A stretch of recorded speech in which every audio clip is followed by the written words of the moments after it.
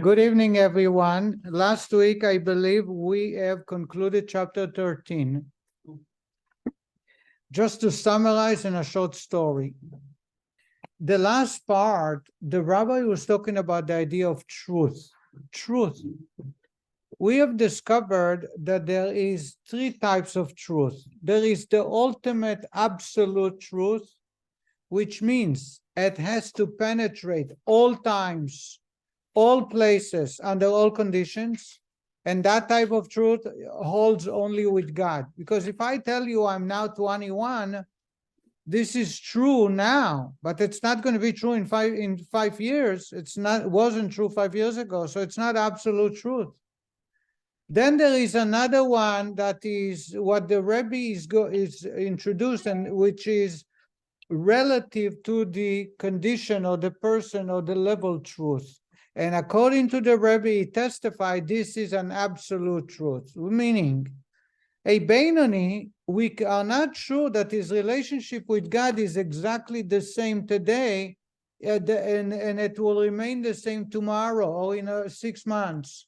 And then you can say perhaps the relationship is untrue, is false, because it is not going to hold all the times. Come the Rebbe and explains that at this time, at this point, in the condition the person finds himself, he is devoted to God, and therefore he does not sin. Therefore, it is a complete, full truth. You do not demand any more than that. The fact that compare this to a tzaddik, whose true relationship with God is complete and absolute, because tomorrow is going to be the same as today. It doesn't mean that the Beinoni, the one who is in fluctuating relationship, is untrue just because tomorrow he might not be in the same situation.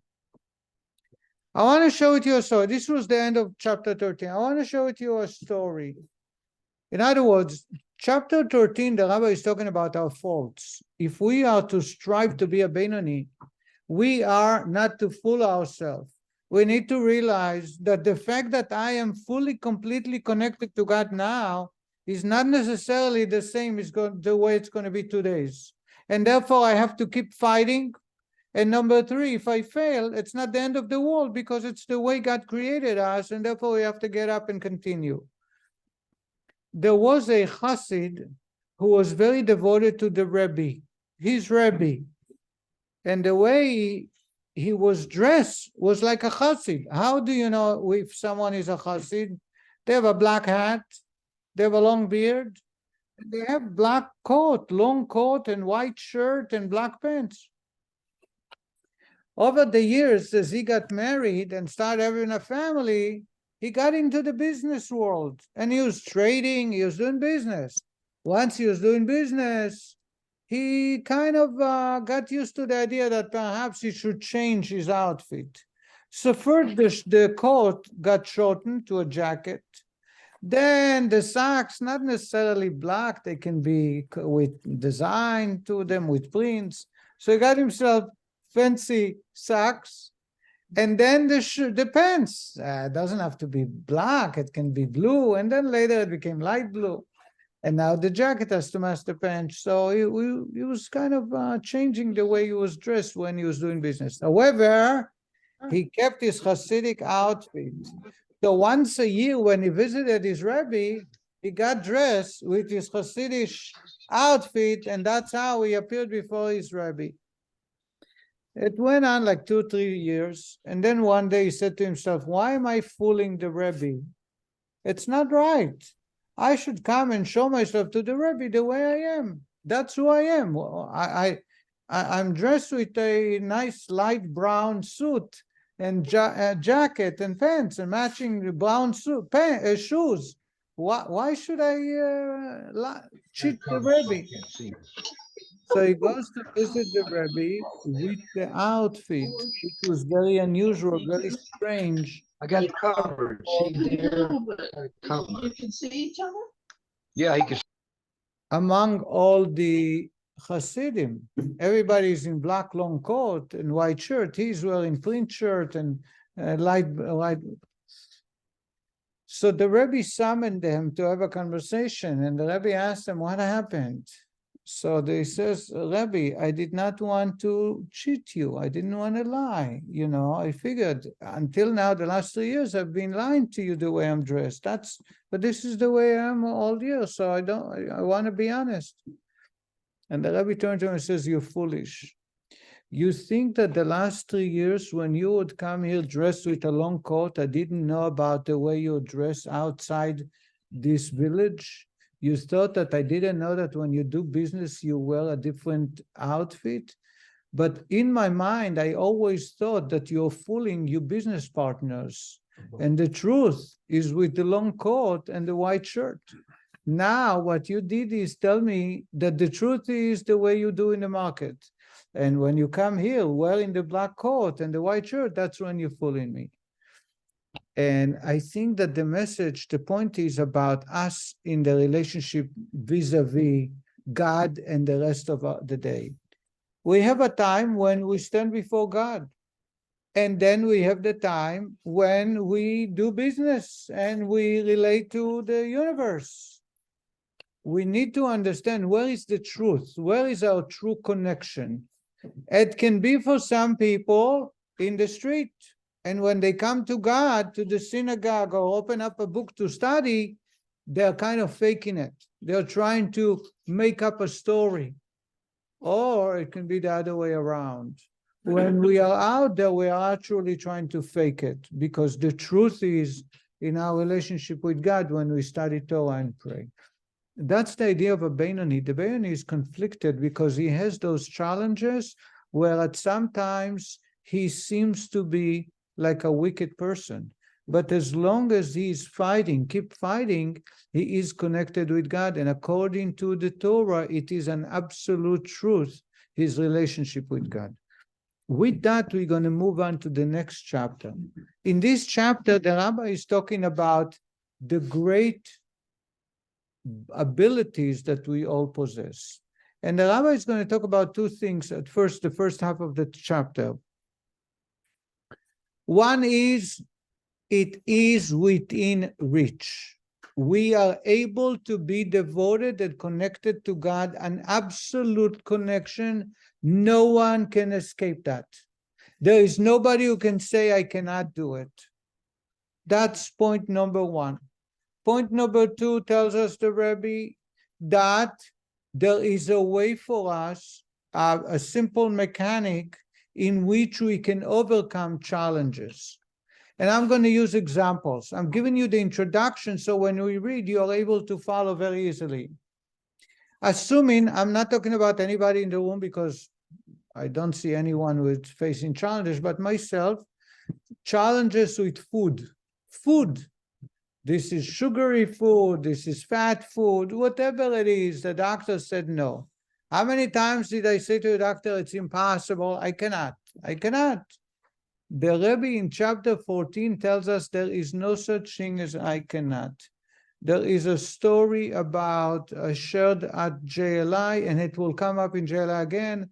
The students of the Baal Shem Tov were inside the study hall. It was hot, warm. Outside it was very cold and snowy. And Ivan, a farmer, knocked on the window and says, hi, students, I need help. My horse and wagon sunk into the mud with the snow. I cannot pull it myself. Please help me. And they turn to the farmer, to the driver, and it says, we don't know how. We don't know how, we can't.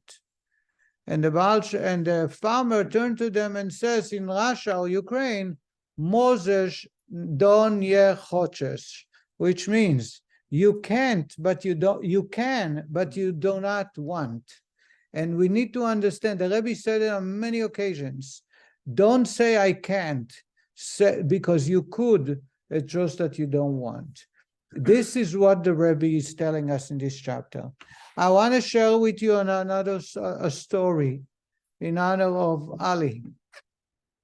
There is a famous righteous man. He's called the Tzaddik, Reb Aryeh Levin. He lived in Jerusalem. He passed away I believe in the 70s. I told him about him that he made a commitment with his wife at the night of the wedding. Do you remember that he couldn't afford a ring?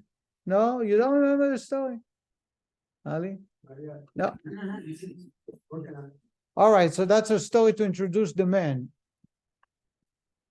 When the man died, his wife delivered a huge eulogy. He was a very old man, very holy man. He's known as the rabbi of the prisoners, because during the English mandates in Israel between 1918 and 1948, they arrested and they hung many underground members. He was the one, officially the rabbi. He would come and encourage them. He would pray with them before they are hung. He would help them. He would spend holidays with them, blow shofar for them in different cities where they had prisons. His wife said that they never had an argument. She and her husband never had an argument. Why? Because the night of the wedding, there is a tradition for the groom to gift his wife a diamond ring. But he could not afford a diamond ring. He was very poor. He came from a poor home. There was nothing. And the wedding was in an orphanage kitchen. So in the private room, when you're supposed to give a diamond ring, he turned to his wife and says, I cannot afford, I couldn't find money to buy a wedding ring, a diamond ring. Instead of that, I would like to gift you with something else. And my gift to you is that anytime we have an argument, I'll let you win. And she said, for the rest of our life, they lived together by about 70 years, I think. He died at a very old age. Anytime there is an argument, you'll win. That's my wedding gift to you. And she said, for the rest of our life, we never had an argument because he knew that she will win. That's the tzaddik, Rabbi Aryeh Levin. So Rabbi Aryeh Levin once walked in the streets of Jerusalem, and some students were playing in the yard. In Mea Shearim, you don't have a backyard, you don't have a front yard. The kids play in the street and people in the sidewalk. So one kid turned to the tzaddik and says, I have here a mosquito. I caught a mosquito. Can you tell me, you're a smart man, you're a tzaddik, can you tell me if the mosquito is alive or dead? Now, if he would, the child figured, if he says the mosquito is alive, what is he going to do? He's going to crush it. If he's going to say that it's dead, he's going to open it up and show it's alive. What do you think the rabbi answered them? He says, the answer is in your hands. Oh. The answer is in your hands. And that's the idea of the chapter 14. It's in our hands. The rabbi is going to go through details to prove to us that it's in our hands. And the rabbi is going to divide it into 3 categories so we understand which category you belong to. When a challenge comes my way, the doctor says you cannot touch sugar, you cannot have fatty food. And I go just that day, I attend a wedding and they have a very, very tasty dessert. And it's very hard. Some of us will give up and say, I'll start the diet tomorrow. Right? Why are you laughing? Just a bite. Just a bite wouldn't hurt. Right. Eat it standing up. Some of us will stay away and despise it. Say, doctor says it's not good for me. It's not good for me. If it's not good for me, I don't like it. And some of us will say, I love it very much, but will hold back from eating it. So there are 3 categories. One more. Which one? What does the doctor know about this? That's the first one. 1 bite, right. The doctor has no idea what how tasty this is. The rabbi is going to tell us that among men, there are 3 categories. The tzaddik, a righteous man, says, doctor says it's not good for me. It's not good for me. I don't want it. And he walks away. There is no challenge. There is no difficulty. The wicked person will give up and say, I'll start the diet tomorrow. 1 bite, only 1 bite. That's the wicked man, giving in to their desire. The Beinoni, our topic, our discussion, is the one who really craves only one bite, but he says to himself, not now, maybe tomorrow. Only wait one day.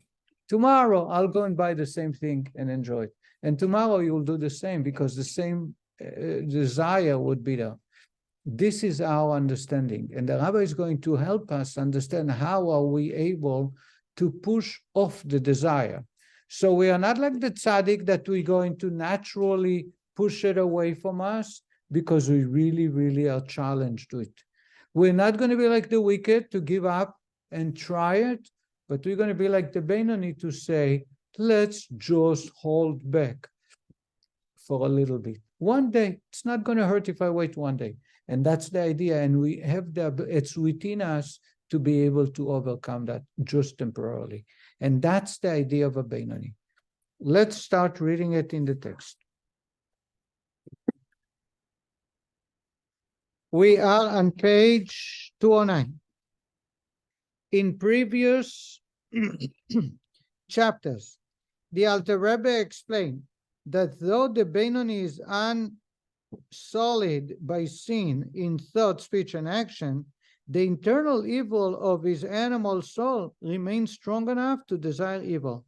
That these desires do not find any practical expression is due only to the divine souls restraining them with the aid given it by the Almighty. The Alter Rebbe now continues. Now, the rank of Beinoni is one that is attainable by every man. Each person should strive after it. If he has not yet attained it, and should not think it behind his reach. So Beinoni is something that we all can achieve.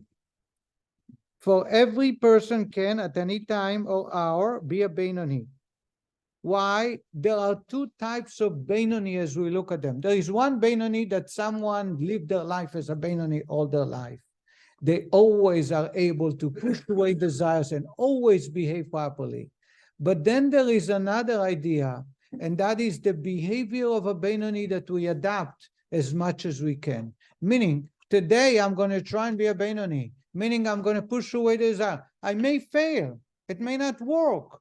But tomorrow I'll try again. And if it didn't work tomorrow, the next day I'll try again. So I'm not going to be beginning to end like a Beinoni, but I know this is the goal I'm trying to reach. And I'm going to be playing the game, trying as hard as I can to reach that level. If I failed, I'm not going to give up, but I'm going to keep trying.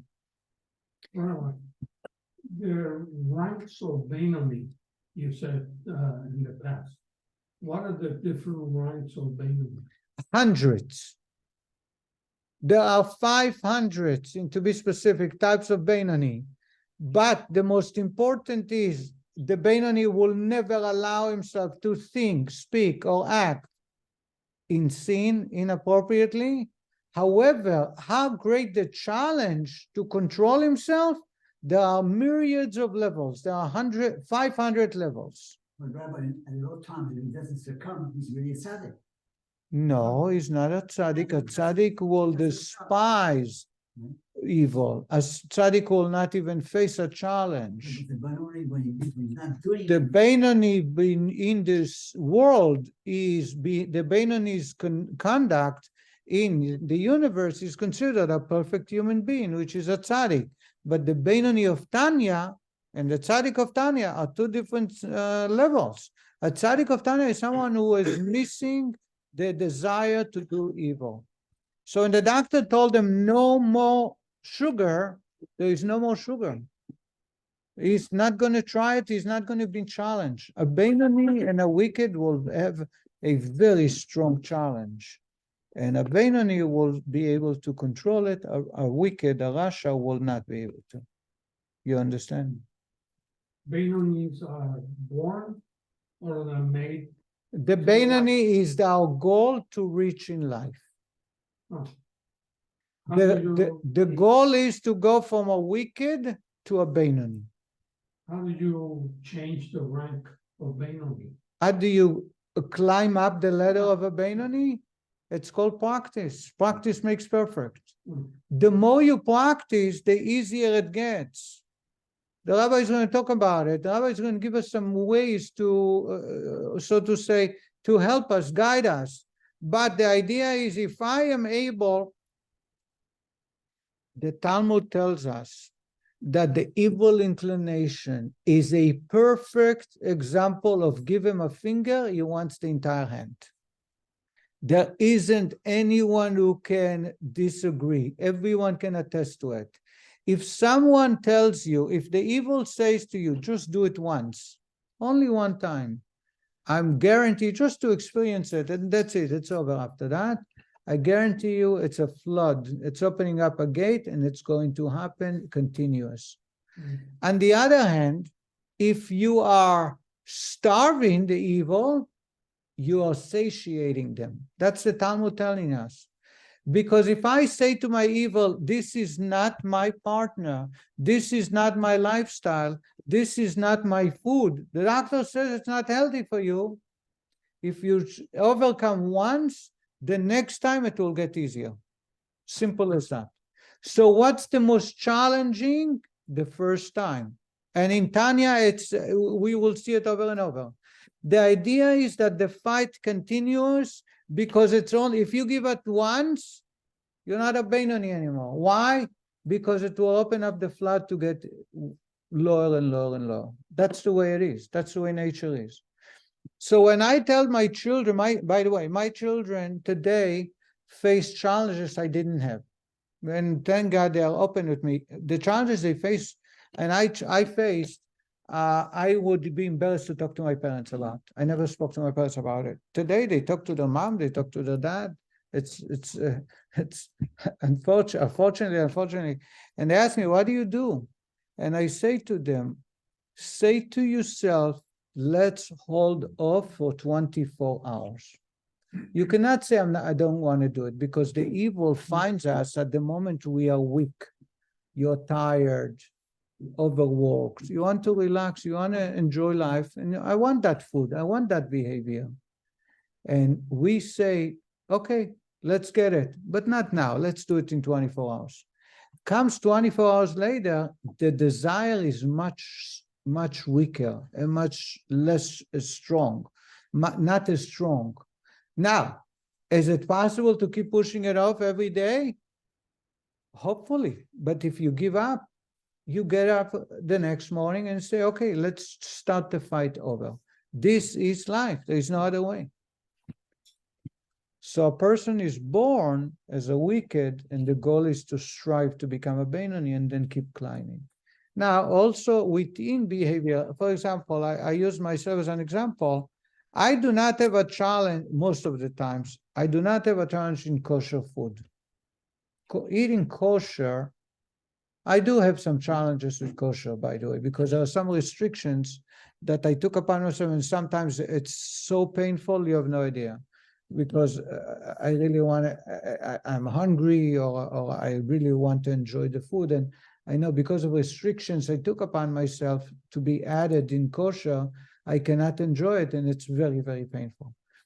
So I do have my challenges in kosher, but in general, speaking in general, I don't have a challenge in kosher.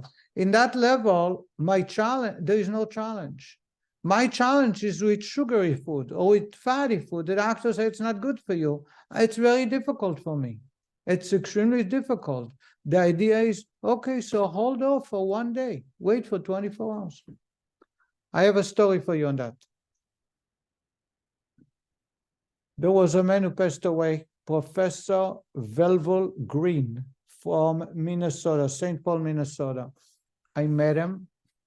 He was a professor that was involved with NASA in the project of the space shuttle. And he was also the Jewish leader in his community of St. Paul, and he was very anti-religious. He was very liberal Jew, and he led a community that was very liberal. The Chabad rabbi, Reb Moshe Feller, at the time met him and connected with him, and connected him to the Rebbe. There is a booklet that the family published after he passed away 2 years ago, I think. about the Rebbe's responding to him. And he had good, tough questions about faith, about science, about why is so, all kinds of topics. He says that the Rebbe,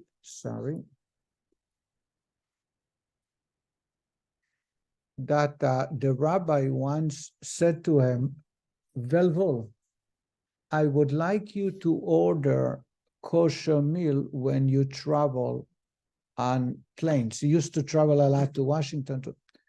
And Velvol says, why? I don't keep kosher. So the rabbi said to him, because I'm the only one in town keep kosher. So when I ordered from the airline kosher meal, they're saying there is no demand. But if you are to order kosher meal, there will be more demand. So it's important. So Velvol says to him, you know what, Rabbi, I love you. Just for you, I'll do it. He says one day he was traveling. He got on the plane to Chicago. He had a stop in Chicago. And he ordered kosher. This was the days, I have to remind everybody, this was the days when domestic flights still had dinners and lunches. Today, when I tell my kids, they would say to me, why travel international always? In those days, they traveled domestic and they fed you. So he landed in Chicago. They said to him, we're sorry, but there is no kosher meal on the plane. He arrived late at night in Chicago, waiting for the next flight.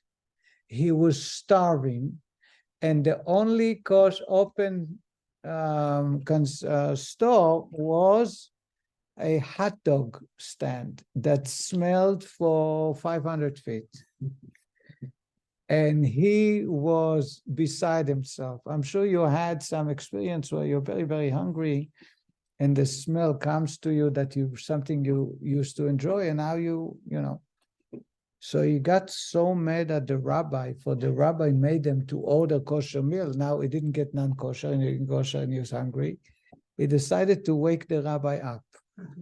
So he calls the rabbi. He says to him, Rabbi, I want you to know, because of you, I did not have a meal. I'm extremely, extremely hungry and angry, and therefore I'm standing 5 feet away from the only place that offers food, a hot dog stand, and just in your honor, I'm going to order myself not 1, but 2, and enjoy the non-kosher hot dogs because of what you did. And the Rabbi Moshe Feller, turned to him and he says, Velvol, if you want to know what Judaism is about, all of Judaism can be summed up into one thing. Stay away from the hot dog stand. Everything else is commentary. These are the words he said to him. It's recorded, it's in English. I'm sure if you search it, you can see him speak that. He says, everything you know about Judaism, you study with me, you study on your own. If you don't know what Judaism is about, you go away right now from the hot dog stand. And he says that he respected the rabbi. He loves this rabbi, so he respected him. And he stayed away from that hot dog. And he says, you can imagine that from that day on, I've never ate non-kosher. Now, I think there is more to it. He already purchased and he already gave a first bite to it. And he told the rabbi, I want you to know as we speak, I'm eating it. And the rabbi made him take it off. And he says that this is what made them keep completely kosher. The idea of a Beinoni is this time. Wait for 24 hours. If you do it this time, the challenge tomorrow is far less. And that's why keeping kosher became a lot easier from the next time. Even though they didn't have a kosher store in St. Paul at the time in the 70s or the late 70s. But the fact that he was able to overcome such this was a serious, painful experience, had helped them keeping kosher for the rest of his life. And that's the idea of a Beinoni. Says the Rebbe, for every person can at any time or hour be a Beinoni, because a Beinoni does not abhor evil Unlike the tzaddik, he does not find worldly pleasures revolting and loathsome. For this is a matter entrusted to the heart. And as explained earlier, the Beinoni has yet to conquer the evil in his heart. Consequently, he does not loathe evil, and not all times are alike. Says the Rebbe, a tzaddik hates. He does not hate evil. He enjoys evil. He desires evil. He wants to be part of it. There are times, such as during prayer, when one's heart is open and receptive. At such times, he may evoke a loathing towards evil. At other times, the heart may be blocked and spiritually insensitive, and one is incapable of loathing evil, inasmuch as the Beinoni's attitude towards evil varies, while his status of Beinoni remains constant. It is understood that loathing evil is not the measure of the Beinoni. Rather, the task of the Beinoni is only to turn away from evil and do good in actual practice, indeed, speech and thought. The rabbi says that if you look in the Torah, what God is demanding from us is not hate evil, but refrain from acting in evil way. In other words, the commandment is not to hate it in my heart, because it's impossible to do that. The commandment is to hold back from acting in speech, action, or thought. And that's something that a Beinoni can achieve. The same is do good. When it comes to positive, just do it, even if you don't feel like it. I do not enjoy keeping kosher, but doing so is what the demand God is demanding from us, and not necessarily the actual desire or the feeling of the positive. In these manners, says the Rabbi, as opposed to matters of the heart, every man is given the choice, ability, and freedom to act, speak, and think even that which is contrary to the desire of his heart and diametrically opposed to it. Says the Rebbe, you may not like what you're doing, but just do it. You may not desire to stay away from evil, but just stay away. Action is what God's demand. For what? It's Nike, just do it. Just do it. It's not Nike. It's Judaism. Nike copied it, yes. For even when one's heart craves and desires a material pleasure, whether permitted, in which case it is only the lustful nature of the desire that is evil, instead of desiring the pleasure for the sake of heaven, as he should, he seeks self-gratification, or whether, God forbid, he desires that which is forbidden, and the desire is intrinsically evil, whatever sort of craving it is, he can conquer this desire and divert his attention from it altogether by declaring to himself, saying to his heart as follows, I do not want to be Rasha in succumbing to the blandishments of the animal soul, even for a moment. Why? Because under no circumstances do I want to be parted and severed, heaven forbid, from the one God, as it is written, your iniquities separate you from God. Says the Rebbe, there is a simple way. Whenever a desire comes, say to yourself, I do not want to be separated from God. When I do not follow God's commandment, I am separated from God. My relationship is severed, and I don't want it. And therefore, that should give us enough of power, energy to refrain from acting. Do I desire this? Of course I desire this behavior. Do I have a craving for it? Of course I have a craving for it. But say to yourself what the consequences are. I tell my kids that when it comes to a healthy behavior, sometimes I say to them, just think about the consequences. No, don't think about the pleasure that you're going to lose. So if you eat now unhealthy, it will affect your health. You will gain weight, you will not feel well, you will not sleep well, and therefore it's not worth it. In other words, it's not about hating the non-kosher food.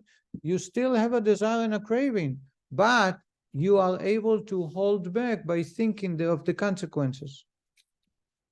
By reflecting that sin separates one from God, one will conclude that he does not wish to be a Rasha, since he will thereby sever his bond with God.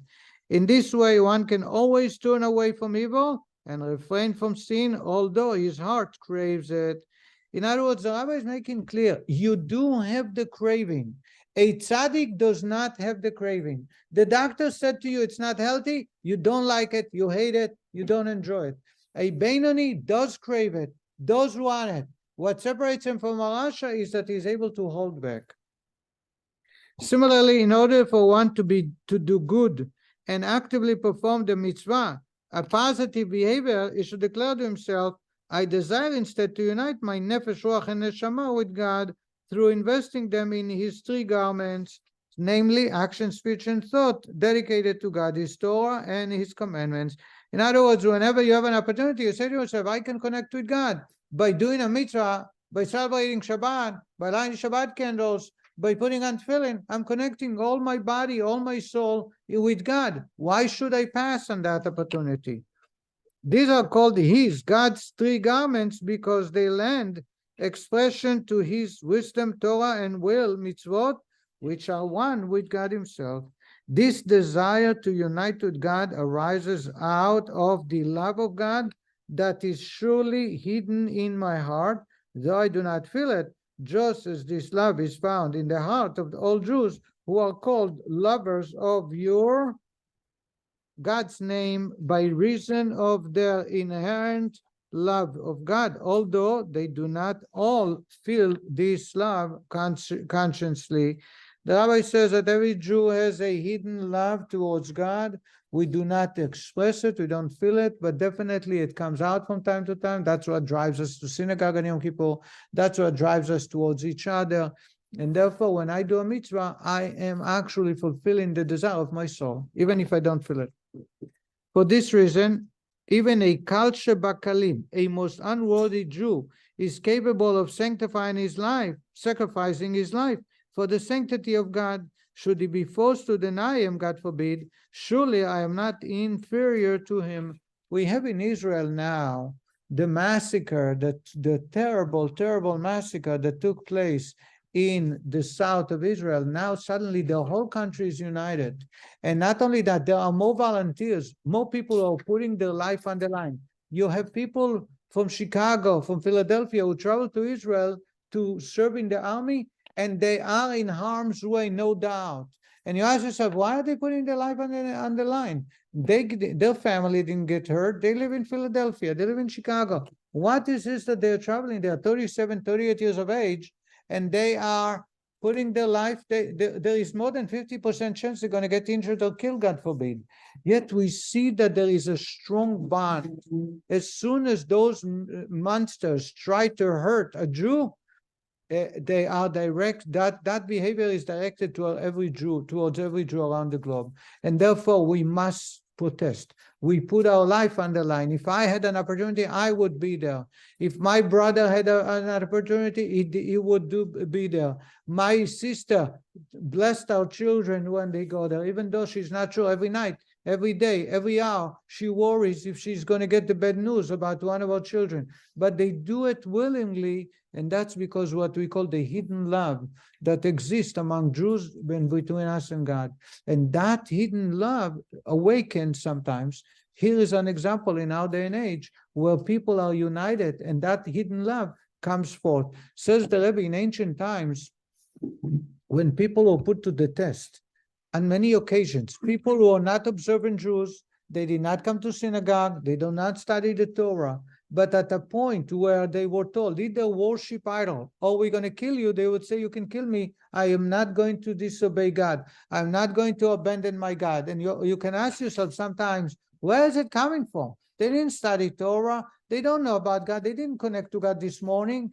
The answer is there is a hidden love, and sometimes when you touch the core of a Jew, it wakes up, it comes out full force, and then that makes the person conduct himself like a holy man. Says the Rebbe, the truth of the matter is that sin does separate men from God, and that one does have a natural love of God that dictates the performance of mitzvot. This truth one must say to himself, I do not wish to deny. Such arguments are effective in a conflict with one's animal soul over actual thought, speech, and action. Using the above-mentioned reasoning, one can prevail over his evil inclination at all times, in both turning from evil and doing good, and thereby attain the rank of a Benoni. Therefore, says the Rebbe, there is no exception to that rule. Everybody can be a Benoni. Say to yourself, I don't want to be separated from God, and therefore I will control my behavior, I will control my conduct of speech and thought, and I'll always do what God wants, and I will refrain from that which is inappropriate. However, says the Rebbe, it is a different, however, with something entrusted to the heart, that is, involving one's feelings, meaning, in our case, that one's heart actually abhor and despise the evil that he now craves. There is no way you can control your heart. I may have the desire for non-kosher food, and that desire will never go away. And every morning will test me again to try and connect with an evil behavior or an evil conduct. The goal is not to be depressed or to be put down just because I have that desire, realizing that desire exists that's the way God created us. Whether with absolute hatred, as the perfect tzaddik does, or even not quite so utterly as does the incomplete tzaddik. This cannot be attained in complete truth except through that level of intense love of God called love, which is experienced delight, which consists of delighting in godliness and akin to the bliss of the world to come, which is only for a righteous, complete tzaddik, concerning which our sages say that souls will bask in the radiance of the divine presence. Only such love which experience delight creates a hatred of evil, as explained in the previous chapter.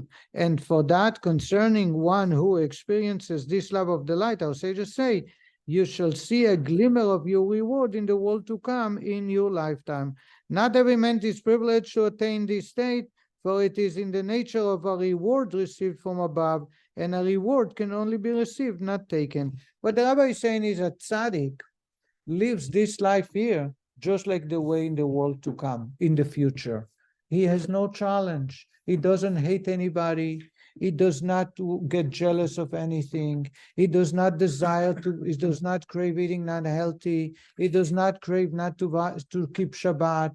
He enjoys life the way we will enjoy in the world to come. This is a reward given. You cannot take it. You cannot choose to receive it. And therefore, a tzaddik is not by choice. A tzaddik is by God speaking a certain person to make him a tzaddik and not crave anything inappropriate. Thus it is written, I, God, shall grant you your priestly service as a gift. This is referred to as a gift that God grants certain people, and they do not apply to the rest of society. Service of God, with his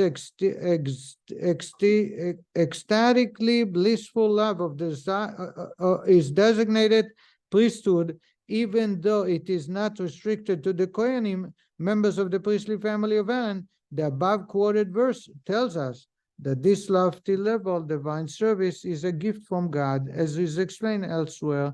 Consequently, the rank of a tzaddik is not within every man's reach. It is dependent upon one's loathing of evil, which is in turn contingent on his experiencing that blissful love, which is a gift from God. The level of Benoni, however, is attainable by all.